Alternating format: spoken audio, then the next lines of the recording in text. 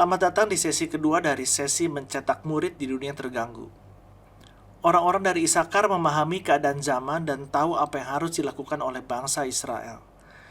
Ini tertulis di 1 Tawarikh pasalnya yang ke-12. Apa yang mereka pahami adalah adanya transisi besar. Daud diangkat menjadi raja, dan di sana ada perebutan kekuasaan. Dan mereka mengerti bahwa pada saat itu mereka perlu menjadi pintar dan sangat bijaksana dan tahu apa yang harus dilakukan. Kita sedang hidup di masa transisi besar secara global. Dan orang-orang yang memahami zaman adalah orang-orang yang akan memimpin. Orang-orang yang mampu membaca keadaan, orang-orang yang mendengar suara Tuhan, dan tahu keadaan musim. Inilah yang perlu kita lakukan. Dan itulah intinya di balik kebersamaan kita. Saya tidak memiliki otoritas, tetapi saat saya mulai mendengarkan suara Tuhan, dan saat saya mempelajari firman-Nya, dan mulai berbicara dengan para pemimpin di banyak tempat di dunia, saya rasa ada beberapa hal yang sangat jelas. Mungkin ini hal yang mendasar, tetapi sangat jelas. Jika kita akan memenuhi perintah di mana gereja maju dengan kuat dan mencetak murid di seluruh dunia, ada beberapa hal mendasar yang perlu kita lakukan. Saya katakan terakhir kali kita bersama, kita harus menerima kenyataan bahwa kita tidak akan pernah kembali normal. Tetapi kita dapat membangun kembali. Dan yang terpenting, kita perlu memahami bahwa ini adalah momen Kairos. Ini adalah waktu yang unik dalam sejarah dunia. Dan meskipun ini penuh tantangan, saya tidak tahu bagaimana dengan Anda, tetapi saya mulai berpikir, sungguh suatu kehormatan bahwa kita hidup sekarang ketika keadaan yang terjadi ini bisa berdampak bukan hanya untuk negara, bukan hanya untuk benua, tapi juga untuk seluruh dunia. Dalam sesi pertama kita, saya mengatakan bahwa ada akronim kecil yang Tuhan berikan kepada saya. CHRIST, Christ atau Kristus. C berarti Christ. Sebagai pendeta dan gembala dan pemimpin gereja, kita perlu fokus kepada Kristus, bukan penyebab masalahnya. Ada begitu banyak hal penting, ada begitu banyak tujuan baik, tetapi inilah waktunya kita untuk memberitakan Kristus dan pengorbanannya di salib. Dan kemudian kembali ke prioritas nomor 1 kita, yaitu memuridkan. Huruf H adalah tentang tanggapan kita di mana dalam dunia yang bergejolak terjadi banyak pergeseran kekuasaan, penderitaan, kerugian ekonomi, penganiayaan. Kita melihat banyak hal yang berubah di sini di Amerika Serikat. Telah terjadi perubahan besar dalam beberapa tahun terakhir juga di India. Tidak perlu banyak riset untuk melihat beberapa negara yang sedang mengalami banyak tantangan di benua Afrika.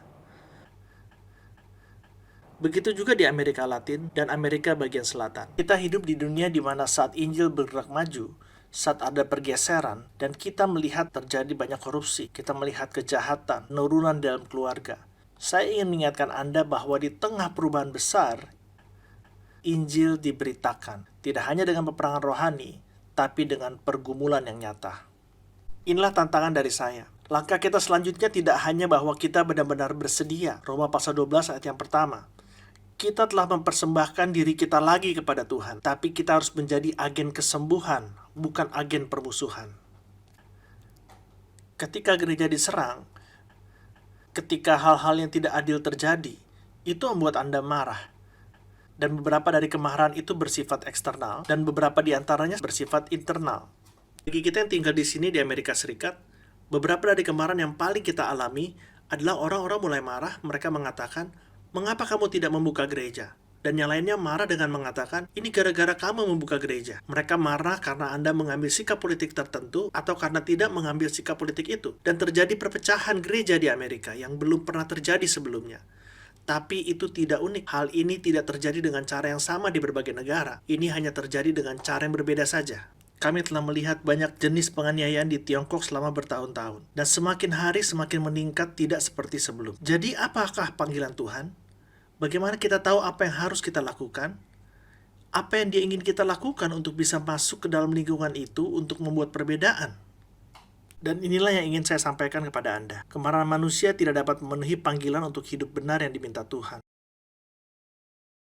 Semua emosi Anda, mungkin itu berupa kemarahan yang berasal dari eksternal, dari pemerintah, mungkin eksternal terhadap orang-orang yang telah melakukan hal-hal yang melawan Anda di komunitas, atau mungkin kemarahan bahkan internal dengan apa yang telah dilakukan beberapa orang di dalam gereja. Dengarkan kata-kata Yesus. Matius 5 ayat 43-45. Kamu telah mendengar firman, "Kasihilah sesama manusia dan bencilah musuhmu." Tetapi aku berkata kepadamu, kasihilah musuhmu dan berdoalah bagi mereka yang menganiaya kamu. Mengapa? Karena dengan demikianlah kamu menjadi anak-anak Bapamu yang di surga, yang menerbitkan matahari bagi orang-orang yang jahat dan orang-orang yang baik, dan menurunkan hujan bagi orang yang benar dan orang-orang yang tidak benar. Ketika Yesus mengatakan, sehingga kamu bisa menjadi anak laki-laki, dia berbicara tentang kemiripan dengan keluarga. Dengan kata lain, jika ini adalah cara Bapa kita memperlakukan musuh, itulah yang kemudian ditulis oleh Paulus. Itu adalah kebaikan hati Tuhan yang menuntun kepada pertobatan. Dia melanjutkan dengan berkata, apabila kamu mengasihi orang yang mengasihi kamu, apakah upahmu? Bukankah pemungut cukai juga berbuat demikian? Dan apabila kamu hanya memberi salam kepada saudara-saudaramu saja, apakah lebihnya daripada perbuatan orang lain? Bukankah orang yang tidak mengenal Allah pun berbuat demikian? Karena itu haruslah kamu sempurna. Secara harafiah, kata sempurna itu matang. Teleos, artinya penuhi rancangan Tuhan untukmu. Sama seperti Bapamu yang di surga adalah sempurna. Dan apa yang ingin saya katakan kepada Anda adalah bahwa milikilah hati yang lembut. Alkitab berkata, jagalah hatimu dengan segala kewaspadaan, karena dari situlah terpancar kehidupan. Jika Anda ingin menjadi orang itu, yaitu seorang pria dan wanita yang dibisikkan oleh Roh Kudus, dan memulai gelombang besar, dan hal itu akan terjadi seperti biji sesawi yang kecil, kita harus bertahan bersama. Kita harus melakukannya dengan mendukung satu sama lain. Tapi jika kita sungguh-sungguh menyerahkan diri sepenuhnya, jika kita berserah, dan kita mulai memberitakan Kristus, dan Dia yang disalibkan, maka saat kita melangkah, kita akan berada di tengah-tengah pergumulan besar itu. Dan godaannya adalah untuk marah. Kenyataannya adalah beberapa dari Anda sedang benar-benar bergumul mengenai hal ini sekarang. Ada kebencian, kepahitan terhadap anggota gereja yang telah pergi, kepahitan terhadap pejabat pemerintah. Kami memiliki beberapa undang-undang baru di negara kami sekarang. Dan ketika saya berbicara dengan para pendeta, dan kalau kita dengarkan mereka, mereka sedang marah dan memiliki kepahitan yang dalam hati mereka. Dan mereka mengira musuhnya adalah pemerintah atau hukum yang berlaku. Rasul Paulus mengingatkan kita bahwa Injil selalu diberitakan di lingkungan yang tidak bersahabat. Tapi dia bilang ada kekuatan. Dan perlawanan kita tidak melawan darah dan daging, tetapi melawan penguasa dan roh-roh jahat. Dan dia menunjukkan kepada kita bagaimana kita harus hidup dan apa yang harus dilakukan. Dan kemudian dia memberi kita sarana supernatural yang paling berlawanan dengan intuisi manusia. Begitulah cara engkau mencintai musuhmu. Roma pasal 12 ayat yang ke-17 sampai 21. Ini adalah tanggapan hati Anda. Tanggapan hati saya. Untuk apa? Sekarang jeda sebentar. Saya ingin Anda berpikir sekarang. Anda marah pada siapa? Tekanan atau penganiayaan apa yang Anda rasakan? Apa yang tidak fair dan tidak adil itu seharusnya mungkin tidak pernah terjadi. Apa yang terjadi karena pandemi? Mungkin gereja Anda sudah tutup, atau Anda tidak memiliki lagi sumber daya, atau semua yang Anda impikan dan harapkan tidak terjadi sekarang. Bahkan mungkin ada seseorang di dalam gereja yang membuat Anda benar-benar merasa bahwa mereka telah bertindak seakan-akan mereka telah menjadi musuh Injil dan musuh Anda. Dan rasanya di dalam hati Anda dan di dalam hati saya, apa yang ingin kita lakukan? Kita ingin membalas mereka dengan sepantasnya. Kita ingin melawan balik. Dan itu dilakukan dengan kata-kata kita. Atau kita menemukan seseorang yang setuju dengan kita, dan kita berbicara yang jahat tentang mereka. Apa yang dihasilkan dari hal seperti itu? Itu membuat musuh bersuka cita. Ada kekuatan supernatural untuk mengatasi permusuhan. Dan ada jalan untuk membawa kesembuhan. Dengarkan baik-baik. Jangan pernah membalas dendam sendiri. Jangan pernah membalas kejahatan dengan kejahatan. Sejauh itu tergantung pada Anda. Berdamailah dengan semua orang.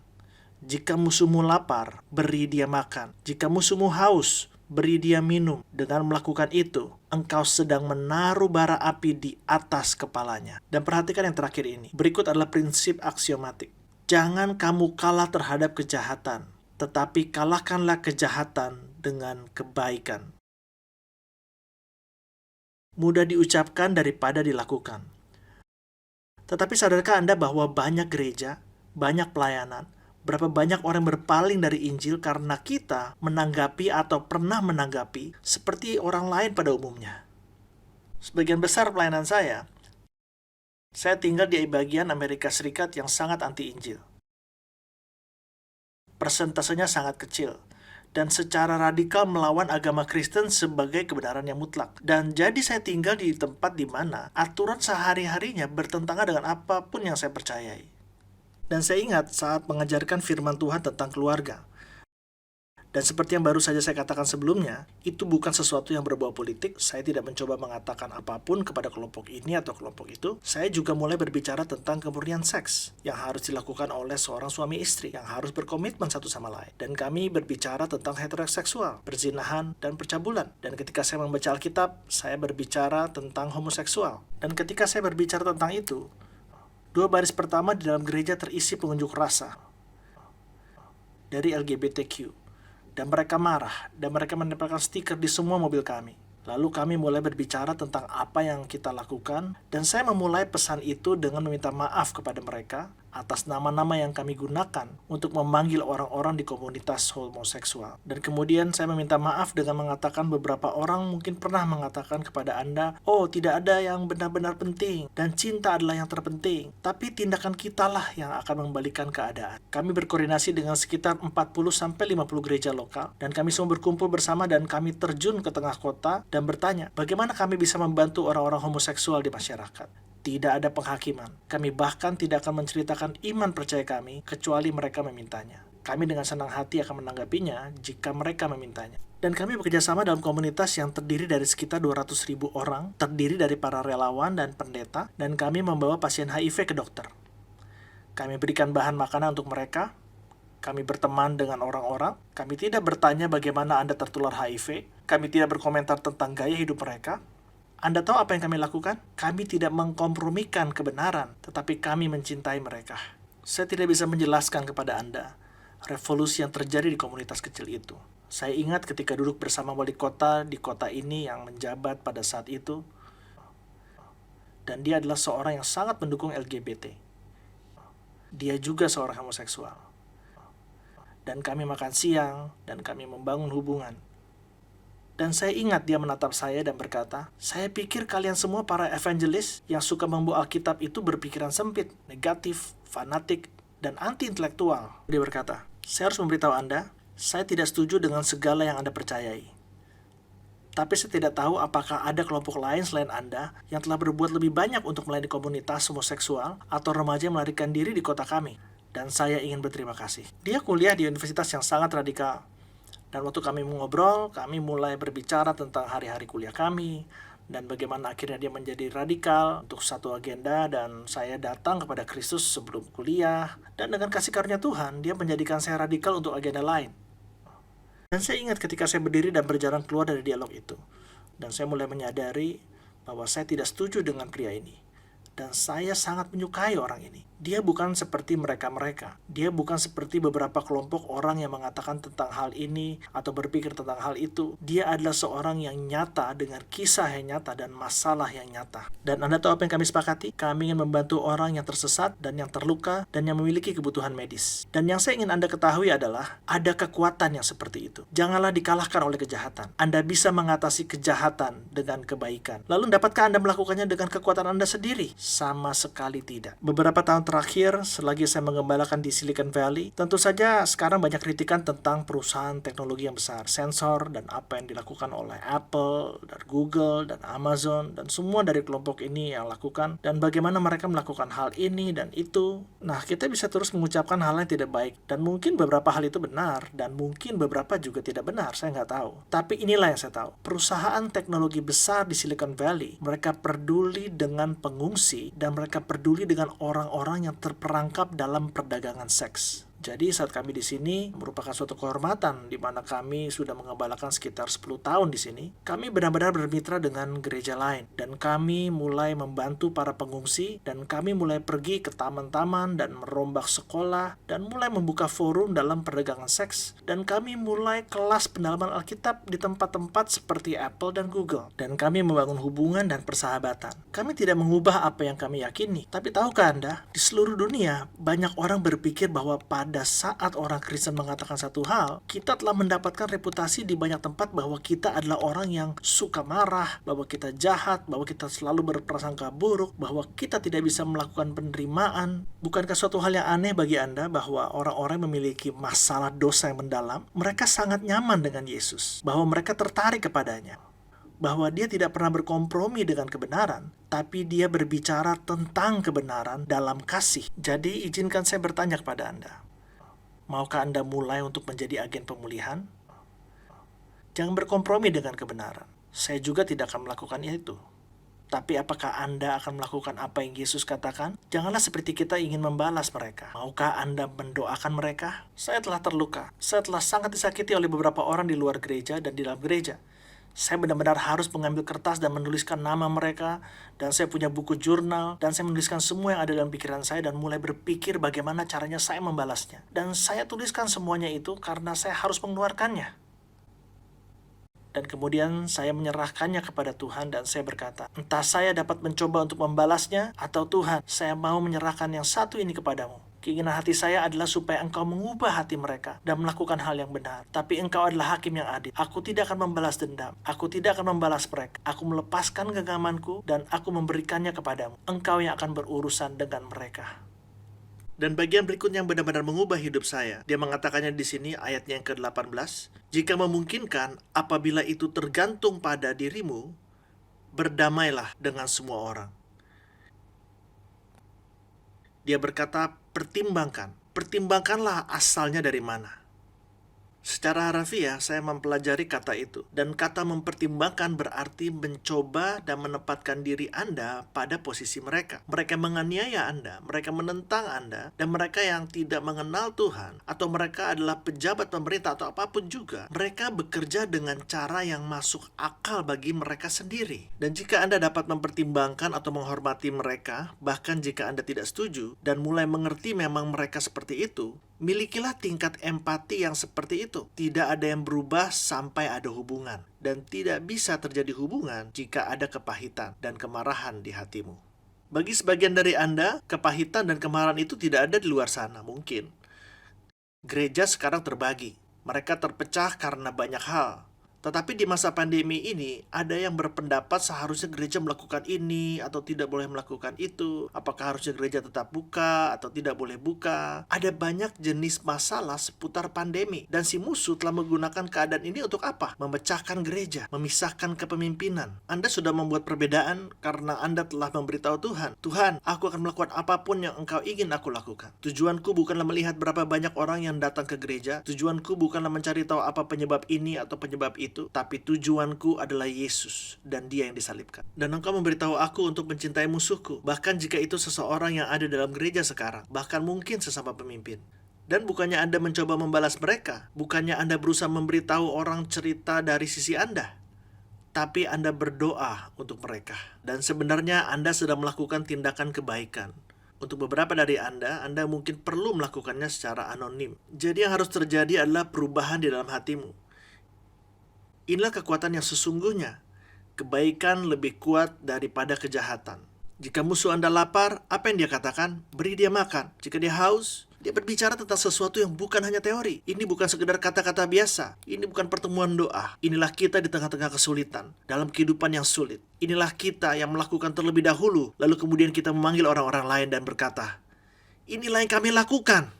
Saya tidak peduli dari negara mana, saya tidak peduli apa masalahnya, saya tidak peduli seberapa sulitnya. Saya tidak pernah akan lupa ketika saya duduk di suatu meja di tempat yang tidak bisa disebutkan namanya di China. Dan saya mempelajari ada seorang pria yang menjalaninya dengan caranya sendiri. Seorang penginjil dan dia pergi keluar untuk melakukan penginjilan. Gerejanya adalah gereja bawah tanah. Dan saat itu sedang ada pertemuan gereja di rumahnya dan pejabat pemerintah datang dan istrinya mengatakan bahwa dia adalah pendetanya. Lalu mereka memukulinya selama 2 hari.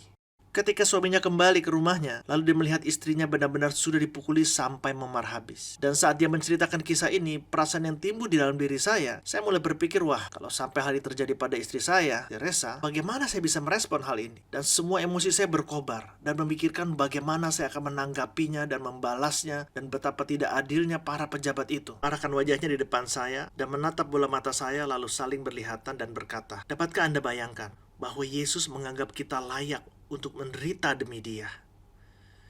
Dan saya tidak tega mengatakan kepadanya bahwa itu sama sekali bukan apa yang ada di pikiran saya. Kebaikan lebih kuat daripada kejahatan. Dalam bahan yang saya berikan kepada Anda, saya akan memberikan penjelasan yang lebih panjang. Tapi gambaran saat kita membalas suatu kejahatan dengan kebaikan, ketika kita memenuhi kebutuhan secara praktis kepada mereka yang benar-benar membenci kita, yang menganiaya kita, dikatakan itu akan membuat bara api di atas kepala mereka. Itu bukanlah gambaran kita membalas mereka dan Tuhan meledakkan otak mereka. Itu adalah gambaran orang Timur kuno, ketika seseorang bertobat, maka dia akan berdiri di tengah desa dan menyadari apa yang dia lakukan itu salah.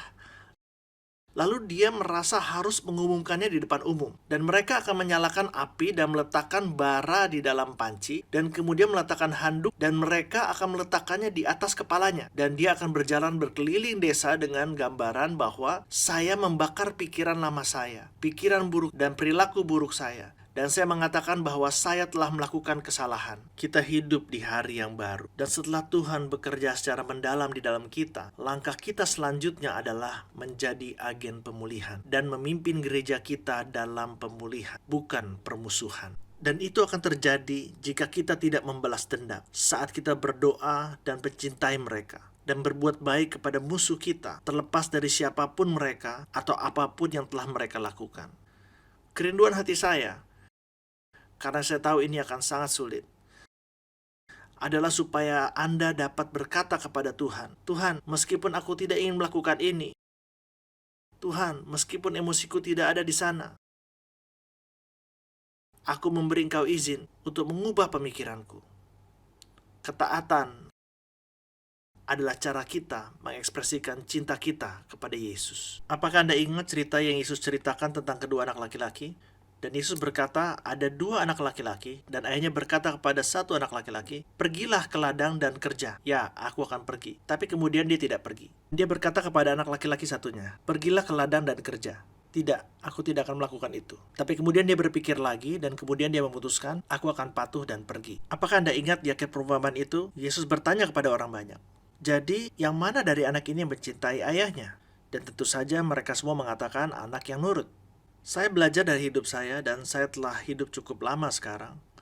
Ketika saya melakukan apa yang Tuhan ingin saya lakukan, pada saat saya paling merasa tidak mau melakukannya, seringkali itu adalah hadiah atas cinta saya yang paling berharga kepada Bapa Surgawi. Ini tentang memilih untuk mematuhi dan mengetahui itu sebagai langkah yang Anda ambil. Ketika Anda mengambil langkah itu, Tuhan akan memberimu kasih karunia untuk mengampuni, berdoa, dan kemudian memberkati mereka. Dan pada saat Anda melakukan pemulihan dan perubahan, Anda sedang menanam benih Injil, benih kasih karunia. Dan apa yang terjadi? Hati Anda terbebas dari amarah, permusuhan, kepahitan, dan kebencian. Alkitab dengan jelas menulis, ini adalah hal yang berbahaya. Apa yang kita lakukan dengan kemarahan itu penting. Kita diperintahkan, marahlah, itu perintah. Tetapi jangan berbuat dosa. Jangan membiarkan amarahmu sampai matahari terbenam. Mengapa? Karena itu memberi pijakan bagi iblis. Izinkan saya menyemangati Anda, bukan untuk besok, jangan untuk nanti, sekarang. Izinkan saya mendorong Anda untuk membawa kebencian, kepahitan, kemarahan di hadapan Yesus. Untuk membawa orang itu atau kelompok orang itu di hadapan Yesus. Dan dengan sikap hati yang berkeinginan untuk mengampuni mereka, lepaskan mereka. Dan apapun balasannya untuk mereka, Anda membiarkan Yesus melakukan apa yang dia ingin lakukan. Kemudian Anda mungkin perlu mengeluarkan kertas catatan Anda dan berdoa untuk mereka dengan spesifik. Dan kemudian temukan beberapa cara praktis untuk memberkati kehidupan mereka. Untuk berbuat baik kepada mereka dengan cara-cara yang saat Anda melakukannya, mereka akan menyadari bahwa mereka tidak pantas menerimanya. Jangan melakukannya dengan sikap sok benar. Kamu dulu seperti ini padaku. Lakukanlah seakan-akan bahwa Yesus yang melakukannya melalui Anda. Peduli terhadap mereka karena mereka dibuat serupa dan segambar dengan Allah. Tuhan, aku berdoa untuk saudara dan saudariku sekarang karena ini adalah hal yang mendalam dan sulit untuk dilakukan. Tetapi Tuhan, Engkau mengubah dunia dengan sekelompok orang biasa karena mereka memberi yang baik ketika mereka menerima kejahatan. Mereka berdoa bagi orang-orang yang menganiaya mereka. Mereka pergi ke dalam kolosium sambil bergandengan tangan lalu menyanyikan lagu pujian untuk-Mu. Mereka menilai diri mereka layak untuk menderita dan memaafkan mereka yang menempatkan mereka di sana untuk membunuh mereka. Tuhan, kami ingin menjadi gembala yang seperti itu. Berikan kami kasih karunia-Mu Tuhan, dan kami akan memilih untuk mengikutinya. Kami datang dan berdoa di dalam nama Yesus. Amin.